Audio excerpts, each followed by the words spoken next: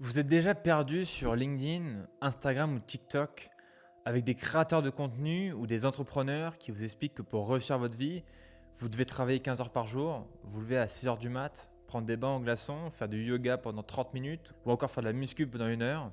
Je vous rassure, vous n'êtes pas seul.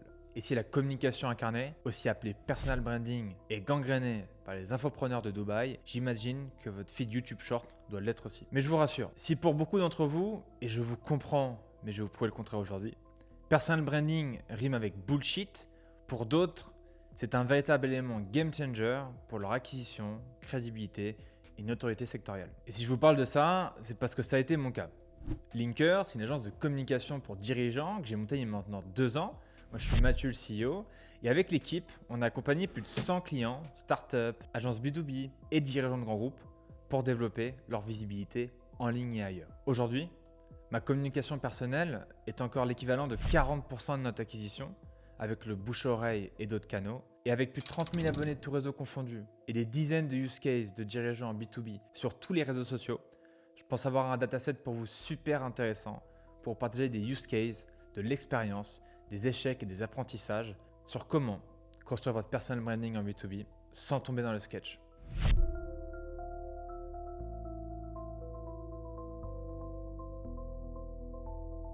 Attirer des clients pour votre business de service, c'est pas vraiment différent que le commerçant du coin. La première chose que vous devez avoir, c'est une vitrine. Cette vitrine-là, elle sert à attirer les gens dans le magasin. Ça, c'est le contenu de flux. C'est le contenu des réseaux sociaux qui permettent avec le travail algorithmique de toucher de nouvelles personnes. Puis ensuite, il faut les ramener dans le magasin et leur montrer tout l'inventaire de ce que vous avez. Et ça, c'est le contenu de stock. Une fois que la personne vous connaît, on lui montre tous les contenus et tout notre univers sur lequel on travaille. En B2B, le réseau social numéro 1, et je vous apprends rien, c'est LinkedIn. LinkedIn, ça fait plus de 2 ans et demi qu'on est dessus, je pense 3 ans et demi pour moi.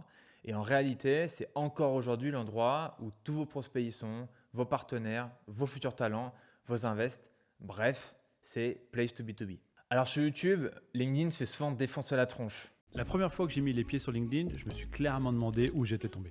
Vous êtes plutôt un patron ou un leader? Je découvrais un monde très bizarre.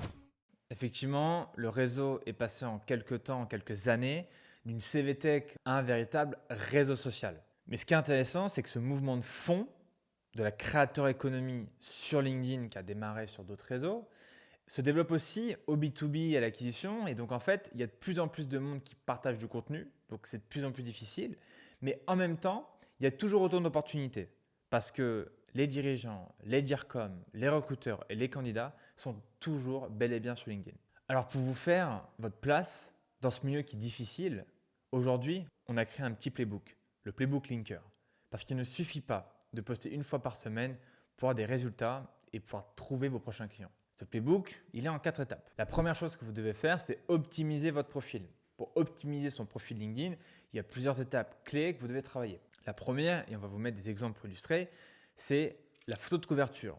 La photo de couverture, c'est la bannière. C'est une des premières choses qu'on va voir et c'est super important pour plonger votre prospect dans votre univers de marque. Ensuite, la deuxième chose qui va attirer l'œil, c'est la photo de profil, votre tronche en fait. Et ça, c'est super important pour rassurer le prospect et il ait envie de vous contacter par la suite. Trois éléments importants, le titre. Un bon titre, c'est un titre où on comprend qui vous êtes, ce que vous faites, ce que vous pouvez apporter à votre cible et combien ça lui rapporte. Et le mieux, c'est de mettre quelques références en plus. Si on continue en descendant le profil LinkedIn, vous allez trouver la sélection de contenus. C'est une sélection de quelques contenus phares qu'on souhaite mettre en avant.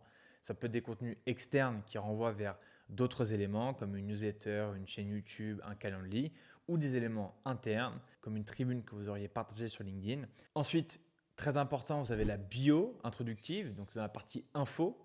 Là, c'est vraiment le but d'aller plus loin sur qui vous êtes, ce que vous faites, ce que vous vendez, ce que ça rapporte à vos clients. Une fois qu'on a mis l'eau à la bouche, on rentre un peu dans le détail avec une bio qui va faire entre 10 à 20 lignes max. Puis, c'est l'onglet expérience avec les différents appels à l'action que vous allez pouvoir mettre, notamment via votre Calendly ou encore votre site internet. D'autres éléments jalonnent le profil, comme les langues, les certifications, les compétences ou encore les recommandations. Et tout ça est optimisé pour faire de votre profil LinkedIn une véritable landing page. Mais avoir juste une page d'atterrissage ne suffit pas. Ce qu'il vous faut, c'est créer du contenu. Pour créer du bon contenu, il y a plusieurs choses qu'il faut mettre en place dès le départ. La première, c'est savoir où on veut aller, la stratégie, à qui on parle, comment on en parle, de quel sujet on parle. Et vous avez déjà certainement entendu parler de la stratégie tofu, mofu, bofu. L'enjeu reste simple. Au début, vous allez avoir besoin d'être visible parce que personne ne vous connaît. Pour ça, essayez de faire des posts un peu plus généralistes. Et en fait, nous, ce qu'on a remarqué pour nos clients et ce que je vous recommande, c'est que le plus la personne est connue, le plus elle a de la réputation, et le moins elle a besoin d'être visible et de prouver un peu ce qu'elle fait, et le plus vous ne pouvez pas être sujet niché. Pourquoi? Parce qu'en fait, un contenu très niché pourra faire plusieurs milliers d'impressions, alors que peut-être qu'avant, il aurait fait quelques centaines d'impressions. Mon conseil là-dessus, c'est d'adapter votre phase de croissance LinkedIn par rapport au sujet que vous voulez traiter. Si vous êtes dans une phase désormais où chacun de vos posts fait plus de 5 000, 10 000, 15 000 impressions, alors concentrez-vous sur les contenus les plus nichés et devenez la référence sur un sujet très niché sur LinkedIn. Troisième étape, c'est le community management. Dans le réseau social, il y a social. Et si vous voulez être présent sur le réseau, il va falloir aller développer votre réseau chaque semaine, aller liker, commenter, interagir et aller répondre aux gens qui sont sous vos posts. Ça, c'est essentiel. Vous avez une centaine d'invitations que vous pouvez envoyer par semaine avec les méthodes classiques sur LinkedIn. N'hésitez pas à aller liker, commenter 5 à 10 personnes par jour et bien sûr à répondre aux commentaires sous vos posts. C'est ce qu'on fait nous et ce qu'on recommande à nos clients. Enfin, ce qui est super intéressant, c'est d'aller chercher le poisson. Et pour ça, on vous recommande de faire de la prospection ciblée. J'ai optimisé mon profil, je fais du community management pour aller liker, commenter, interagir, je publie du contenu. Et bah parfois, ça peut prendre un peu de temps pour avoir les résultats. Et donc nous, ce qu'on va vous proposer et ce qu'on vous recommande surtout, c'est d'aller faire de la prospection sur vos cibles business avec des stratégies. Alors là, il y en a plusieurs, je pourrais en faire une vidéo dédiée. Mais l'enjeu toujours, c'est d'apporter de la valeur, de proposer des choses qui vont changer de la part de vos concurrents et de vraiment adapter votre approche à la personne en face. On ne parle pas de la même manière à un grand compte qu'à un dirigeant de TPE-PME, qu'à un dirigeant de startup scale-up. Ce n'est pas les mêmes langages, ce n'est pas les mêmes codes, ce n'est pas la même manière de l'approcher. Si vous faites ces 4 choses-là sur LinkedIn avec assez d'intensité, assez bien et suffisamment longtemps, normalement, vous développez votre business. Et bien sûr, l'intérêt d'être sur LinkedIn est multiple. Ça sert aussi pour recruter vos équipes. Par exemple, chez Linker, on a 80% de la boîte qui a été recrutée par ce canal-là. Ça sert demain à vous faire inviter dans des médias, des podcasts, donc des choses qui vont vous servir à rayonner en fait de manière sectorielle. Et donc sur le long terme, vous verrez que c'est un atout essentiel aujourd'hui en tant que dirigeant du B2B. Ce que je peux vous recommander aussi, c'est de surfer sur les tendances. On a pas mal bougé sur LinkedIn. On a eu les carousels qui restent toujours aujourd'hui un format qui fonctionne. À un moment donné, LinkedIn, c'était devenu l'Ipsos. C'était la fonctionnalité sondage qui est super mise en avant.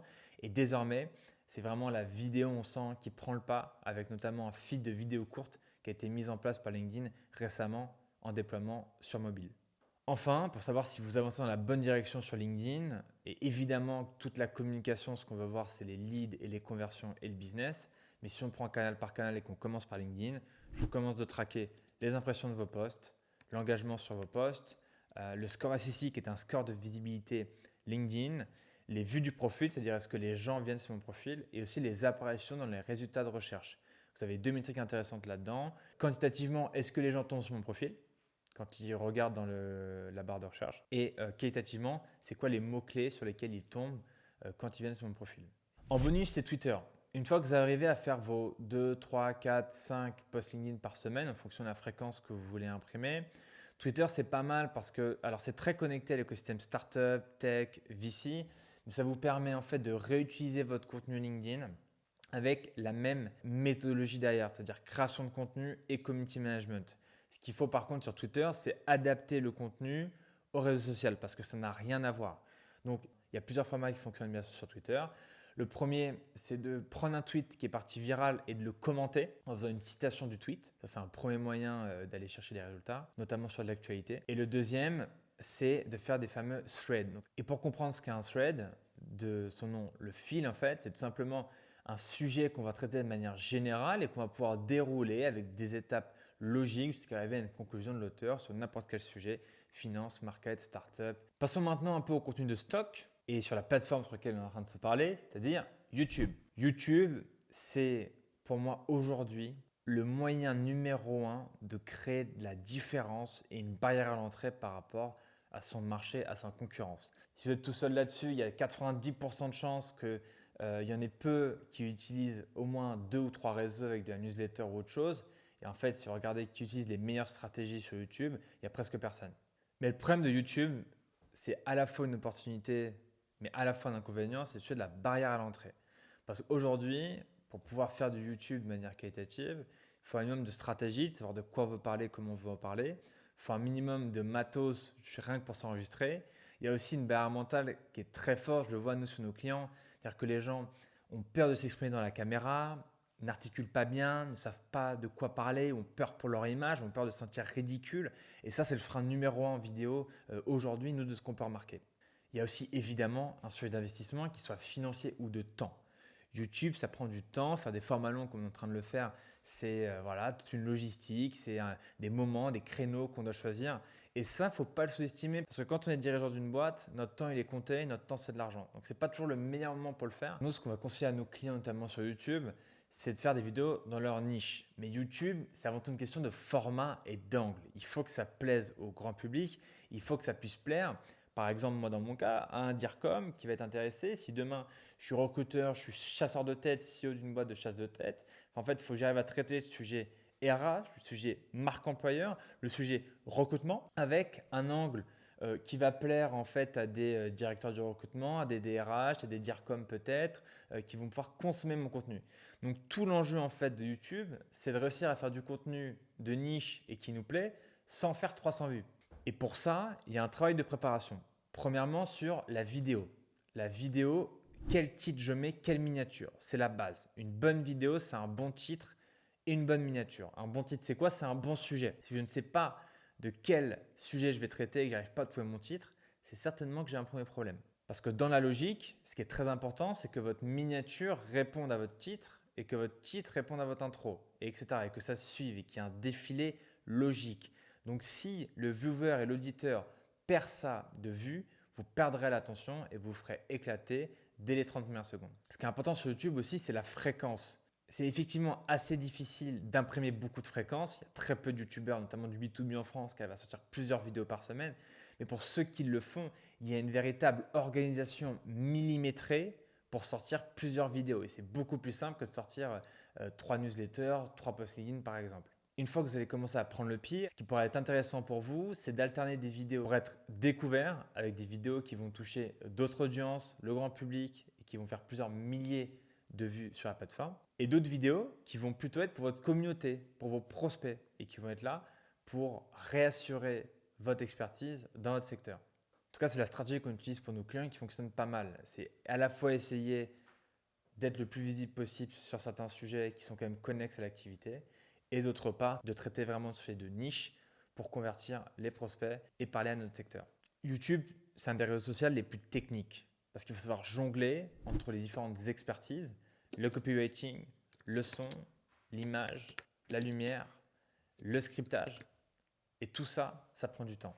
Il y a pas mal d'exemples dans le B2B qui fonctionnent très très bien. Je peux vous en mentionner certains. Le premier étant mon associé Théo Lyon, que vous connaissez certainement de la chaîne Coup d'œil. Vous retrouverez juste ici une interview de notre Head of Vidéo qui décrypte dans une interview toute la stratégie utilisée pour le faire réussir. Sur les entrepreneurs créateurs de contenu, vous avez notamment les chaînes de Stan Leloup, Marketing Mania, et de Yann Leonardi, qui sont aujourd'hui des références du YouTube Business en France. Je pourrais aussi mentionner Marc, alias Jocariz, que vous connaissez certainement, qui avec ses vidéos interviews parle de plus en plus aux entreprises dans ses services. Et puis YouTube, c'est surtout le panthéon du tracking. C'est ici qu'on peut tout mesurer. Est-ce que ma miniature fonctionne bien avec le CTR? Est-ce que les gens aiment mon contenu, restent sur ma vidéo et apprécient ce qui a été produit avec le watch time? Est-ce que j'arrive à fidéliser une communauté avec mon nombre d'abonnés? Et est-ce que mes intros sont percutantes avec le pourcentage des spectateurs qui regardent encore ma vidéo après les 30 premières secondes, la première minute, etc. LinkedIn, YouTube, troisième canal de très grande importance pour d'autres raisons, encore en B2B, c'est la newsletter, notamment sur Substack. Là, on est en plein dans le contenu de stock. Je partage des newsletters, les gens s'abonnent, ils reçoivent les autres newsletters et peuvent consommer les autres newsletters. C'est effectivement un canal qui me permet surtout de récupérer les mails. Aujourd'hui, quand je suis sur LinkedIn, quand je suis sur YouTube ou sur d'autres canaux, sur d'autres réseaux sociaux, je n'ai pas la propriété de ma base mail. Et l'enjeu à un moment donné, c'est de se dire que je peux la récupérer pour la nurturer et créer une relation presque intime avec certains, puisque je vais envoyer des mails très souvent qui vont pouvoir consommer. Ce qu'on vous recommande sur votre newsletter Substack, c'est soit d'y attribuer un thème sur lequel vous allez rester et que vous allez continuer à partager chaque semaine, soit de faire un récap de vos actualités ou de l'ensemble de vos news sur les autres réseaux sociaux. Par exemple, moi j'ai une newsletter avec plus de 2000 personnes qui s'appelle Pimps and CEOs, dans laquelle je partage en building public l'aventure linker et des réflexions que j'ai avec d'autres CEO. En fait, cette newsletter, je ne sais jamais vraiment ce qu'elle me rapporte, mais juste de temps en temps, j'ai un prospect que je vais voir, avec qui je vais échanger, ou quelqu'un que je vais rencontrer lors d'un event qui va me dire « Ah d'ailleurs, je suis un newsletter, j'aime beaucoup ce que tu partages avec les échanges, les apprentissages avec les autres CEO et la transparence que tu as dedans. » Et c'est ça l'enjeu. Aussi du contenu, et ça c'est de manière globale, parce qu'on ne sait pas toujours ce que ça nous rapporte, mais on le découvre bien assez tôt. Donc moi, ce que je vous recommande, si vous êtes une agence de mailing par exemple, c'est tout simplement d'avoir un sujet niché sur le thème du mailing et de le traiter chaque semaine. C'est quoi un bon mail? Comment faire un bon taux d'ouverture? Quelles sont les bonnes créas à mettre en place? La partie technique avec le préchauffage, la délivrabilité des mails, etc., etc. Je vous recommande aussi d'avoir une bonne régularité, une bonne fréquence sur une newsletter, c'est quelque chose d'important. Et d'y mettre la forme. Les newsletters, notamment Substack, nous c'est l'outil qu'on utilise, sont beaucoup plus lus quand elles sont mises en page avec des photos, des graphiques, des images ou des créas qui vont l'illustrer. Pour vous donner un ordre d'idée, moi je n'envoie une par semaine et un beau taux d'ouverture dans des newsletters, entre 40 et 70%. C'est ce qu'on a pour nous et c'est ce qu'on a pour nos clients. Autre stratégie que je peux vous partager qui est super intéressante, c'est d'avoir une stratégie beaucoup plus multicanal où en fait je vais partir d'un contenu pour en faire plusieurs contenus sur les autres canaux. Par exemple, je vais rédiger ma newsletter sur le sujet du mailing. Grâce à ça, ça va me créer mon script pour ma vidéo YouTube sur le sujet. Et grâce à ça, ça va me créer 2 ou 3 posts LinkedIn sur le sujet et 6 tweets. Ça, c'est une méthode qui est assez difficile à mettre en place parce qu'elle demande une très bonne exécution, mais qui peut être vraiment intéressante si vous traitez le même sujet sur tous vos canaux et réseaux sociaux. Après, ce n'est peut-être pas toujours le but de votre stratégie. Par exemple, je connais des entrepreneurs du B2B qui vont préférer se concentrer sur un thème par rapport à un canal. Par exemple, YouTube, je veux être découvert, donc je vais me concentrer sur les sujets entrepreneuriaux. Sur LinkedIn, c'est mon expertise nichée et les actualités de la boîte. Et enfin, sur la newsletter, c'est vraiment là où je rentre professeur de mon contenu. Et pourquoi pas même un podcast dans lequel je peux inviter des gens du secteur pour parler de sujets encore plus techniques. Et c'est justement le prochain canal dont on va parler, c'est le podcast et sa variante du solocast. Il y a 2 types de podcasts grossièrement, moi, de ce que je peux remarquer. Il y a des podcasts où on va être tout seul, type solocast. Je vais donner 5 minutes par semaine ou par jour des news sur l'actualité. Je vais partager les news de ma boîte, où on en est, ou des réflexions personnelles. Et ensuite, le podcast qui va être partagé. Là, souvent, l'enjeu, c'est de parler aux pontes du secteur, c'est d'être vraiment au contact des gens qui font la pluie et le beau temps chez nous, soit pour avoir des intros auprès des leads, soit pour faire du co-branding, parce qu'en fait, ce qui est intéressant, c'est que quand je vais inviter quelqu'un qui a une meilleure image, une meilleure notoriété, plus de visibilité que moi, et bah, du coup, je vais pouvoir être associé à cette personne. Donc, ça peut me donner demain aussi des intros business. Donc, c'est très intéressant à ne pas sous-estimer. Et forcément, là, c'est une organisation avec soit un studio en interne dans des bureaux, soit de la location de studio, comme ça se fait de plus en plus. Et nous, on propose les deux à nos clients en fonction de leurs besoins. Sur le podcast, ce qui est intéressant, c'est que vous touchez en fait d'autres audiences. La réalité, c'est que les gens qui consomment YouTube, LinkedIn, le podcast ou la newsletter ne sont pas les mêmes personnes. Ce qui est intéressant, c'est que quand vous maîtrisez l'ensemble des canaux et que vous êtes partout, l'enjeu, c'est de se dire, OK, partout, j'ai une porte d'entrée, j'ai une fenêtre pour aller parler à mon prospect. Et ce qui est intéressant sur le podcast, c'est que vous avez la partie et vidéo, vous pouvez partager sur YouTube, et aussi la partie audio. Il y a beaucoup de gens qui consomment de l'audio. Le podcast numéro 1 en France, avoir démocratisé vraiment le sujet du business et génération de yourself de Mathieu Stéphanie. Il a vraiment aussi démocratisé cet usage d'aller écouter finalement son épisode pendant que je fais mes poubelles, que je fais ma course, que je suis à la salle, que je suis en train de faire une activité en extérieur. Et ça a changé aussi les habitudes de consommation. Sur le podcast, les KPI clés vont être simples. C'est le nombre d'écoutes, les classements et donc en fait les notes. Est-ce que mon podcast est bien noté? Est-ce que j'ai un nombre d'écoutes intéressant et surtout est-ce que ça progresse? Est-ce que j'ai de plus en plus de personnes qui écoutent le podcast? Et puis est-ce que je grimpe au fur et à mesure dans les top classements français? Alors maintenant, je fais du LinkedIn, je publie 2-3 fois par semaine. J'ai une newsletter sur laquelle je rebalance du contenu pour garder les mails. J'ai une chaîne YouTube sur laquelle je partage 1 à 2 vidéos par mois, c'est déjà bien. J'ai même un podcast que je commence à lancer avec quelques invités. Qu'est-ce qui me manque? Eh bien, il va peut-être me manquer la brique de la crédibilité j'ai nommé les relations presse. La presse reste encore aujourd'hui l'un des meilleurs moyens de créer un effet wow dans la tête d'un prospect. Parce que quand votre client, votre prospect, il vous voit dans Challenge, Les Échos, Le Monde, Le Figaro, l'Obs, sur une radio, une télé, que sais-je, ça crée directement un effet wow où la personne dit « Ah oui, il est invité dans les médias, il est invité pour parler de son sujet. » Et comme la vidéo, avec les barrières à l'entrée techniques, je crée là aussi une forte barrière à l'entrée. Sauf que cette barrière à l'entrée, elle est encore plus forte que sur la vidéo pour deux raisons. La première, c'est parce que tout le monde ne peut pas faire des RP. Il y a des codes. Et c'est quelque chose qu'on connaît chez Linker, puisqu'on a Léa qui est directrice des relations presse qui s'occupe de ça chez nous. Et ces codes-là, ils sont difficiles à deviner. Comment on contacte les journalistes? C'est quoi le bon moment? Comment pas être trop lourd? Comment faire un bon mail? Comment est-ce qu'on fait pour avoir des retombées presse? Est-ce qu'on doit juste envoyer un mail? Est-ce que c'est sur une actu? Et surtout, en deuxième raison, au-delà des codes, c'est de connaître les journalistes. Si vous ne connaissez pas les médias, les journalistes, leurs pattes, ce qu'ils aiment, ce qu'ils n'aiment pas, la façon dont ils aiment être abordés ou challengés, la manière dont ils aiment qu'on communique avec eux, alors là, ça devient carrément mission impossible. D'ailleurs, un sujet qui est souvent mal connu, c'est que toutes les RP ne sont pas les mêmes. En fait, vous avez deux types de RP. Vous avez les RP paid et les RP organiques. Pour les RP payantes, vous allez tout simplement contacter un journal, un média ou un site internet. Il va vous répondre, vous expliquer dans quel cadre vous pourriez communiquer sur son média. Vous allez payer. Il va rédiger puis paraître. Terminé. Nous, ce n'est pas ce qu'on fait chez Linker. On fait des relations presse organiques. Et donc en fait, le but, c'est d'être le plus proche possible des journalistes, des marronniers, c'est-à-dire les actualités, les tendances globales qui se passent en France, et aussi les calendriers rédactionnels. Savoir, les journalistes, les médias sont en train de bosser sur quoi? C'est quoi qu'ils sont en train de traiter? Et c'est comme ça, qu'en les connaissant, parlant avec eux, en restant en contact, on arrive à insérer nos clients avec trois méthodes. La première, c'est la tribune.